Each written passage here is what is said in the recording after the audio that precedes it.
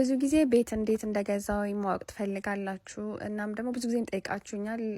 በቪዲዮ አልመለስኩላችሁም እንጂ ላይቭ ላይ ብዙ ጊዜ ተናግሬያለሁ። ኤኒዌይ ኳሊፊኬሽኑን ልንገራችሁ። አንድ ሰው ቤት ለመግዛት ምን ምን ያስፈልገዋል የሚለውን አጠር አድርጌ ለመግለጽ ሞክራለሁ። አንደኛ የሚያስፈልጋችሁ ምንድነው? የ2 ዓመት ታክስ ሪተርን ያስፈልጋችኋል። ለ2 ዓመት ታክስ የከፈላችሁበትን እንትን ፒዲኤፍ ላይ የሚሰጠን እሱን ነገር ማሳየት አለባችሁ። ኤኒዌይ ለ2 ዓመት ስራ መስራት አለባችሁ። ኦኬ። ሌላኛው ክሬዲት ስኮራችሁ ይታያል። ክሬዲት ስኮራችሁ ማለት ከዚህም በፊት ብር ተበድራችሁ መመለስ መቻላችሁን የሚያሳይ ማለት ነው። እና ከዚህ በፊት ተበድራችሁ ከሆነ ጥሩ ነው፣ እና ደግሞ በየወሩ መክፈላችሁም ጥሩ ነው። እና እሱ ያው ክሬዲት ስኮራችሁ ቼክ ይደረጋል።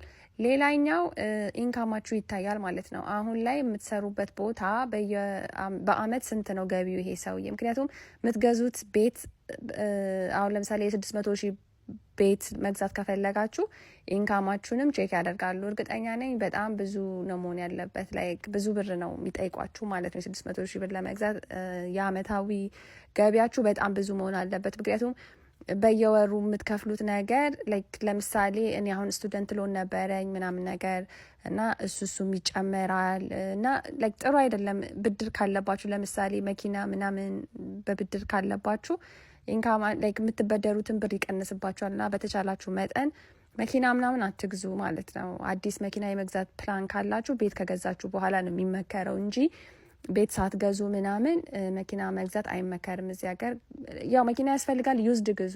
ላይክ አለ አይደለ ትንሽ ብር ምናምን በካሽ የሚከፈል አይነት ነገር። እና ሌላ የሚያስፈልገው 3.5% ሚኒመሙ ማለት ነው ዳውን ፔመንት ያስፈልግሻል። ሌላው ደግሞ ክሎዚንግ ኮስት ያስፈልግሻል። እውነት ለመናገር ቨርጂኒያ አካባቢ ፈርስት ሆም ባየር ከሆናችሁ አሲስታንቶች ይኖራሉ፣ ግን ብራችሁ ይታያል። 100,000 በላይ ከሆነ አታገኙም ማለት ነው። 100,000 ብር በታች ከሆነ አሲስታንት ታገኛላችሁ ማለት ነው። ለማንኛውም አካባቢያችሁ ያለውን እንትን ቼክ አድርጉ።